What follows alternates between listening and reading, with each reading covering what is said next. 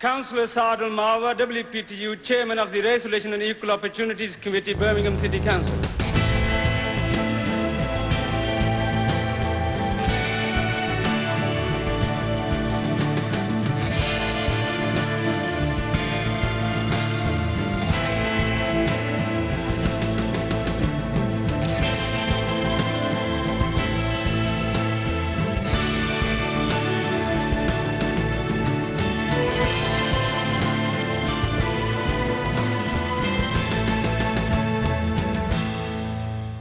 ਵਾਹਿਗੁਰੂ ਜੀ ਕਾ ਖਾਲਸਾ ਵਾਹਿਗੁਰੂ ਜੀ ਕੀ ਫਤਿਹ। ਸਿੱਖ ਚੈਨਲ ਦੇ ਪਿਆਰੇ ਦਰਸ਼ਕੋ, ਸਿੱਖ ਚੈਨਲ ਵੱਲੋਂ ਆਪ ਜੀ ਦਾ ਬਹੁਤ ਬਹੁਤ ਸਵਾਗਤ ਹੈ। ਸਰਦੂਲ ਸਿੰਘ ਮਾਰਵਾ ਵੱਲੋਂ ਆਪ ਜੀ ਨੂੰ ਜੀ ਆਇਆਂ। ਜੋ ਹਰ ਹਫਤੇ ਆਪ ਦੇ ਸਾਹਮਣੇ ਪੋਲੀਟੀਕਲ ਸ਼ੋਅ ਲੈ ਕੇ ਹਾਜ਼ਰ ਹੋਣਾ ਹਾਂ। ਅੱਜ ਵੀ ਕਿਸੇ ਐਮਪੀ ਦੇ ਨਾਲ ਹਮੇਸ਼ਾ ਅਸੀਂ ਗੱਲ ਕਰਨ ਦੀ ਕੋਸ਼ਿਸ਼ ਕਰਦੇ ਹਾਂ। ਸਾਡੇ ਨਾਲ ਅੱਜ ਸਰ ਐਡਵਰਡ ਗਾਰਨੀਏ ਐਮਪੀ ਹਨ, ਉਹਨਾਂ ਦੇ ਨਾਲ ਗੱਲਬਾਤ ਕਰਾਂਗੇ। So welcome to the Sikh channel and to the political show. Today I'm joined by Sir Edward Garnier, MP for Harborough, who's been an MP since 1992 here and has served the community well. Sir Edward, welcome to the Sikh channel. Thank you very much, Dylan. And today I just want to talk about your area. You have represented this area and you have served in the government on a number of positions. And I really would like to see, as the Secretary of State of Education, Mr. Gove said, he wants to bring the Berlin Wall down. I thought Berlin Wall was brought down a long time ago. And what does he mean by bringing the Berlin Wall in between the private school and the local government or even the academies? What does he mean by that?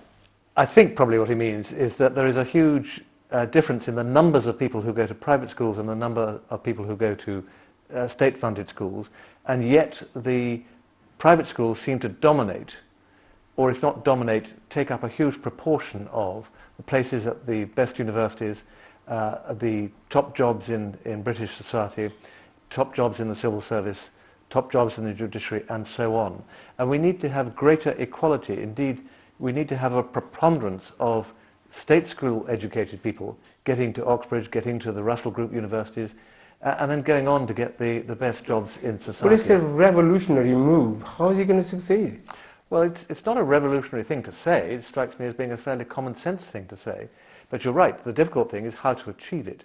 And one of the things that I've noticed as a Member of Parliament visiting schools here, I've got three big schools which teach A-levels and then send people on to university, is that there is sometimes an element of diffidence, a lack of enthusiasm to go to the best universities.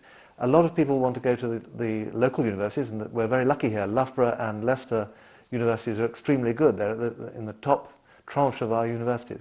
But I want to see students from my local schools going to Edinburgh, I want to see them going to Bristol, I want to go to Durham, to Oxford, to Cambridge, to London. And they should not be frightened to move away from home and to really engage in some of the best things that Britain's got to offer. But at the same time, having said that, has he broken down the education system when he set up the academies and taken the power away from the local authorities? Well, the best people to teach are teachers, the best people to run schools are heads, the best people to run academies are local people who know about their local environment. Whitehall is a useless parent, Whitehall is a useless teacher and a useless runner of schools. So it seems to me that the more local we can get the management and the direction which schools go, the better it is for the students and the parents of the students who go to them. Do you think then it will achieve, because the last time I looked at the world tables, UK came very low. Well, we've got a lot of catching up to do, there's no doubt about it.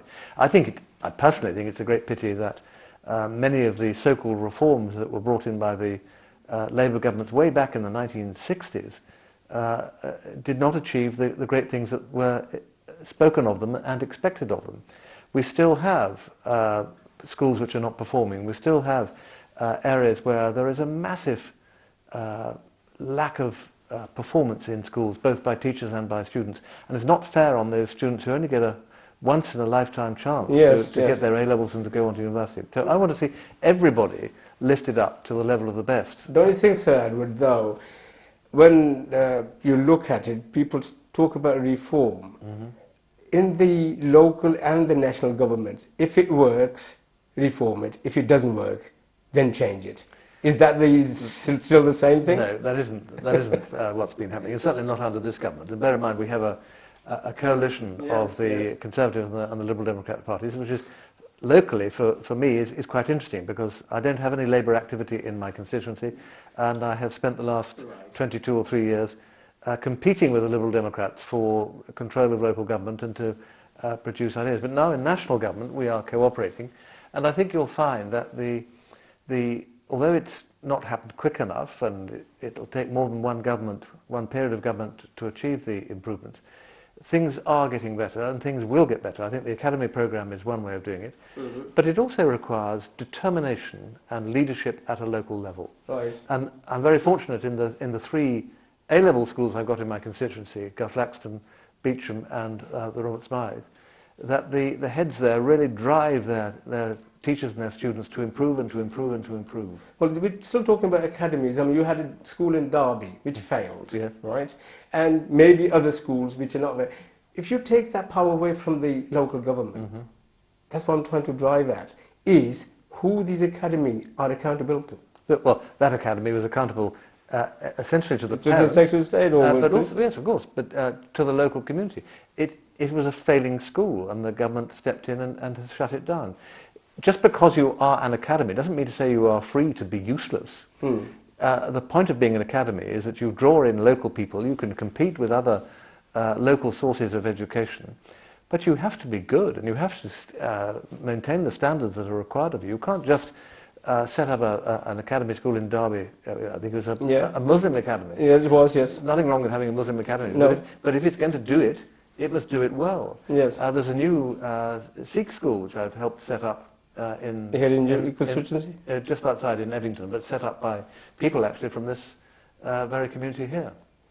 And that is starting very soon.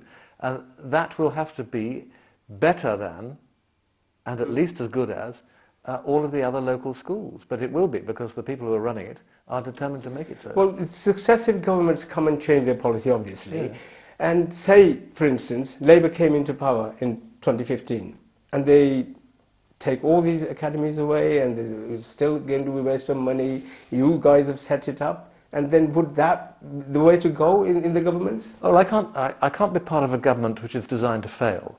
I can't be part of a government which does nothing because there might be an election which produces a different result. You elect my party, you elect me to achieve the things that we have said that we will do, and we will do them, and we have done them. Now, if the public disapprove of what we've done, well, then it's up to them to change their mind. But you cannot set up an academy system on the premise that the next government is going to overturn it. Otherwise, you would achieve nothing. No. We'd still be in the Stone Age if we did that. You will have from the Cameron-led government a determination to improve education standards, to provide the greatest choice to the greatest number of people, so that local people do not have to be satisfied with the least best. Local people should be able to say, I want something better, and if I can't get it from the state, I'll do it myself, and I'll set up my own academy. And that's what the Sikh community have done here with the Sikh school. Right, so I'd like to move on just to briefly on health service, right? Again, successive governments, everybody comes in, they want to fix the National Health Service, right? And I don't know who's fixed it, who hasn't fixed it yet.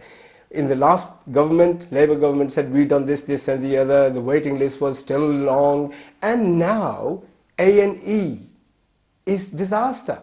People are waiting 8 hours in the corridors, ambulances are not going on the 99 calls. What's going on? Well, there is always a problem with A&E, and we've had it here in Leicester, and you've no doubt had it in Birmingham and other centres throughout the country. The National Health Service has been extremely well funded, but again, as with education, it seems to me that the health service works best when it is managed locally. That you can't manage the health service from the Department of Health in Whitehall. So you need to push out to the regions, push out to the local managers and the local doctors and the consultants, the way in which the health service is run. Now, one of the problems is that people misuse the health service. They go to the A&E when they ought to be going to their GP. They go to the A&E when they ought to be going to the primary healthcare system.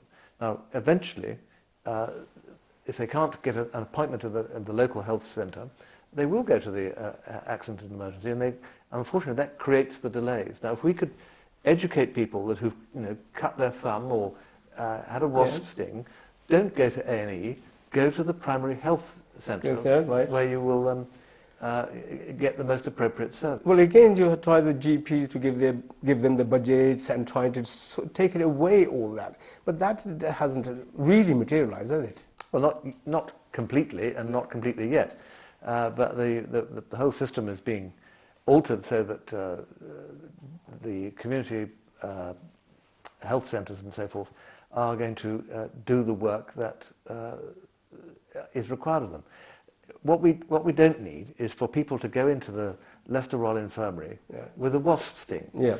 Because the consultants in the Leicester Royal Infirmary, and I dare say the same happens in Leeds and Birmingham or London, should be there to deal with real emergencies. In fact, there are some very good posters up in GP surgeries in my constituency. And probably, there are 3 or 4 pictures. If you've got shortness of breath and you've got chest pain, go to the A&E. Right. If you've got a bit of a headache, go to the pharmacy, and so on. And it's a question of getting people used to not rushing to the hospital for the slightest ailment.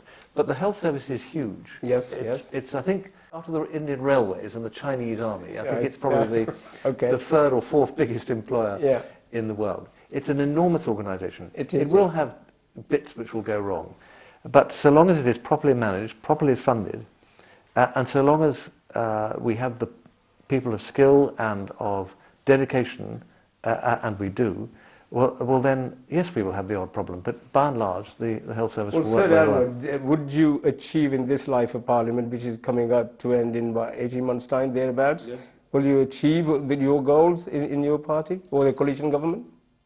Not for the total improvement of the health service, no, clearly not. I mean, it's like turning a supertanker around. And I think it's a fair point that you made at the outset, that every government comes in and says it wants to put its own stamp on the health. Every health secretary wants to reform.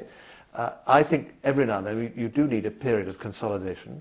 But if things are going wrong, or if things are not going in the right direction, a government has a duty to make sure that there is a health service free and available to all at the point of need, and to put in place mechanisms and administrations to ensure that that is there.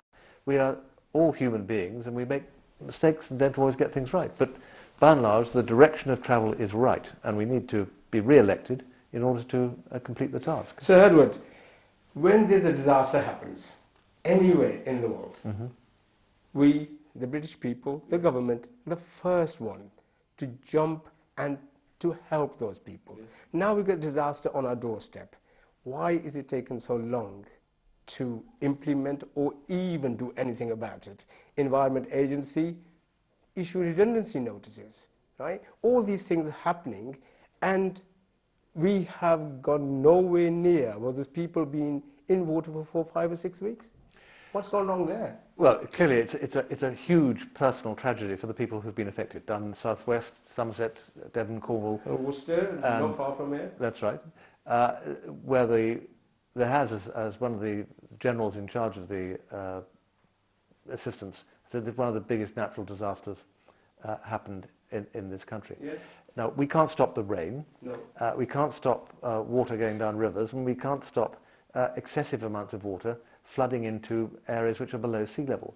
But what we can do is to make sure, and I give credit to the last government, that in 2007 when we had floods, the last government put in huge amounts of money to assist with the flood defences and so forth. Yeah. But these floods in this last 6 weeks or so have been even bigger, I think, than even the Environment Agency expected. So you may say, well, perhaps they should have anticipated it more. You may say they should have listened to the meteorologists about the weather forecast and so forth. But the fact is that we have now put in place people, resources, money to ensure that these things are being dealt with. Yes, of course, it would have been nice if it had never happened. Yes, of course, it would have been nice if we'd been able to drain the Somerset levels straight away.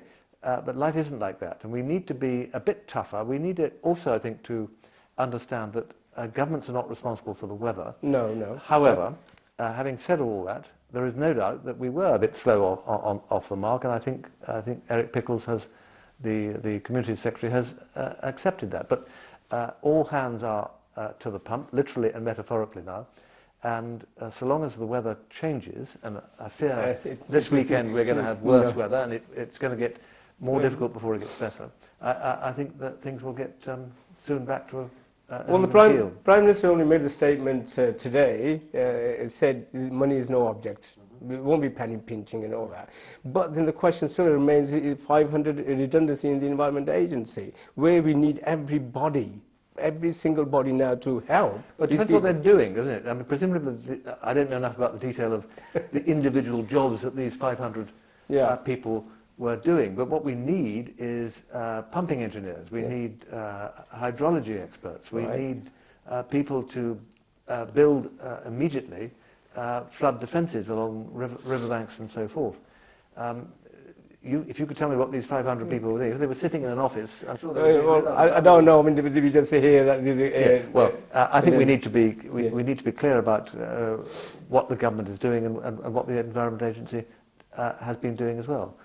Okay, let's move on to another issue. Why is it immigration always a big issue when the Conservative government comes in? It's a big issue when any government is in. Yeah, well, and there's no question. Well, even when they're out, they're always saying about the immigration. That's but so also have the Labour Party. Right. I think it's probably fair to say that the Liberal Democrat Party is the party which supports almost totally open borders. But both the Conservative Party and the Labour Party realise that immigration is a hugely important issue for the British public. And it's also, interestingly enough, and I expect you have found this subtle in your own interviews, it's also of importance to my own second generation, third generation British Asian population. You go and walk down the streets of Oadby and you ask Asians who have been born here, Sikhs who have been born here, what are your views on immigration? They'll say, well, the borders are too open. We need to do something about it. Absolutely, And so I don't think there's anybody's in doubt that we need to have a sensible immigration system. I think it's also fair to say that I don't think there's any doubt, it's no longer controversial, that the numbers that came into this country, both from within Europe, and we can't do much about that, but also from outside Europe over the last 20 years, were too high for public services, too high for the economy to cope with, and too high for our welfare budget. Now we need to ensure that we get the brightest and the best, and I'm very fortunate that the population in my constituency comes within that group. You go to most of the three big hospitals in Leicester, and you'll find that all the consultants, or a lot of the consultants, a lot of the doctors, a lot of the nurses, are from the British Asian population, and they're very welcome. I have a fantastic relationship with them, and they realise that they are, in many respects, the engine room of the East Midlands economy. They have a very high level of home ownership. They have a very high interest in being stakeholders in modern Britain. But what we don't want is unplanned immigration, which causes all sorts of difficulty, ranging from community cohesion right the way through to economic planning. So Edward, thanks for that, because these arguments and the discussion will go on. I'm sure they will, many years to come.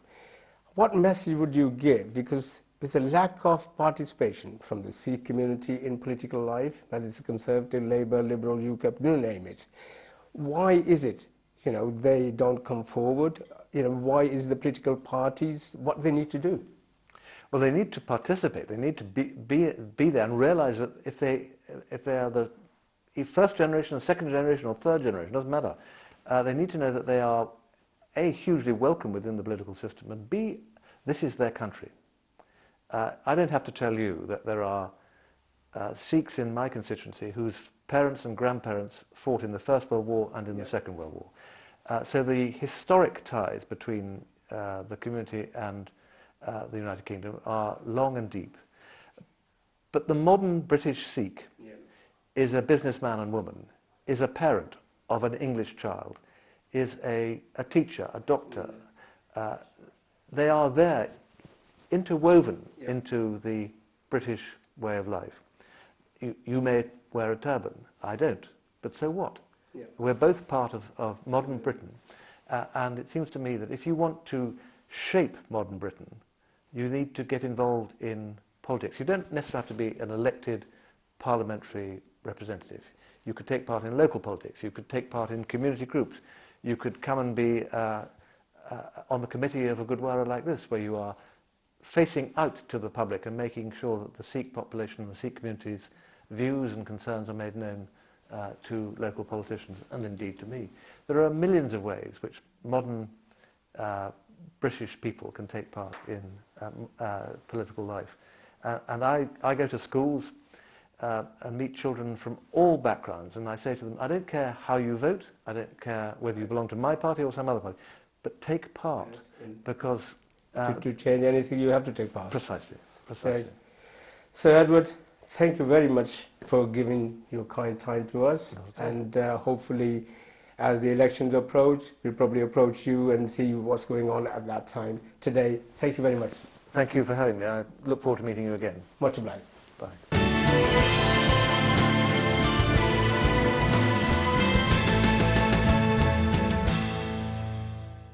Waheguru ji ਕਾ ਖਾਲਸਾ ਵਾਹਿਗੁਰੂ ਜੀ ਕੀ ਫਤਿਹ। ਸੋ ਜੋ ਅੱਜ ਦੀ interview ਕੀਤੀ ਸੀ sir Edward ਦੇ ਨਾਲ, ਉਹਦੇ ਨਾਲ ਅਸੀਂ ਇੱਕ ਹੋਰ ਬਹੁਤ ਹੀ ਖੁਸ਼ੀ ਦੀ ਗੱਲ ਹੈਗੀ ਆ ਜਿਹੜੀ ਮਸ਼ੀਨ ਵੀ ਪ੍ਰੈਜੈਂਟੇਸ਼ਨ ਕਰ ਰਹੇ ਨੇ।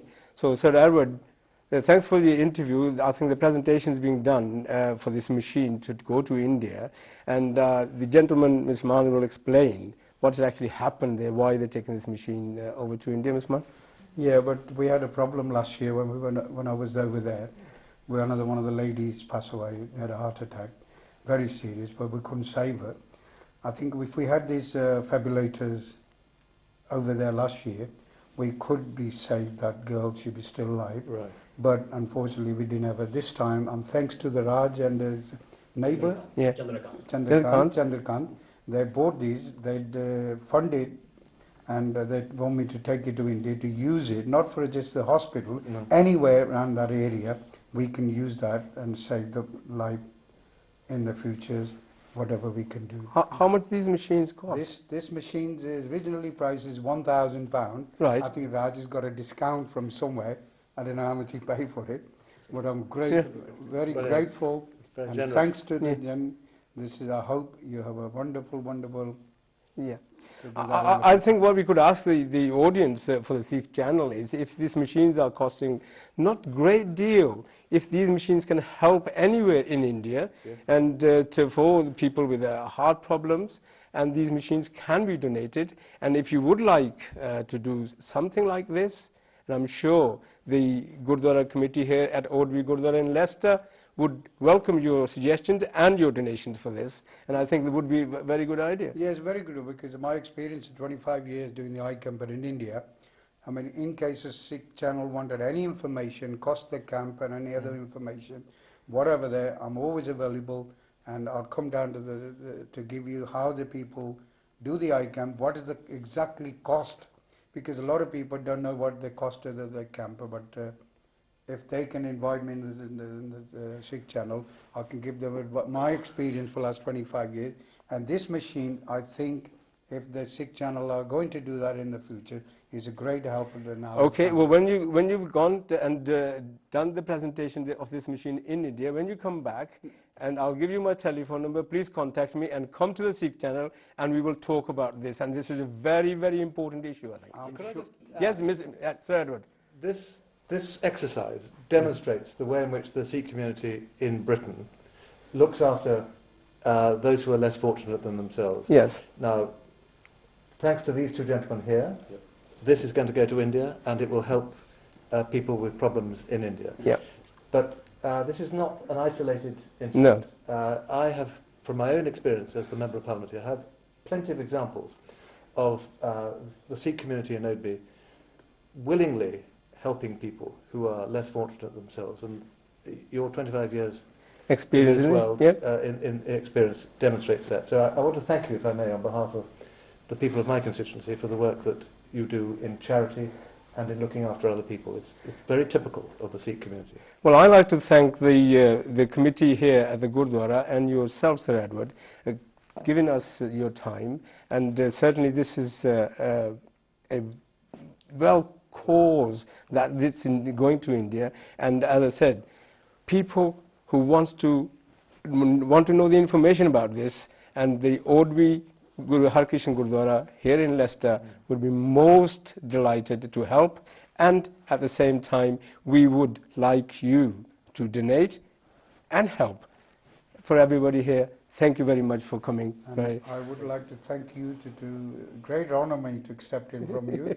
And I will make sure this is for use for a good cause without any cost. Waheguru Ji Ka Khalsa, Waheguru Ji Ki Fateh.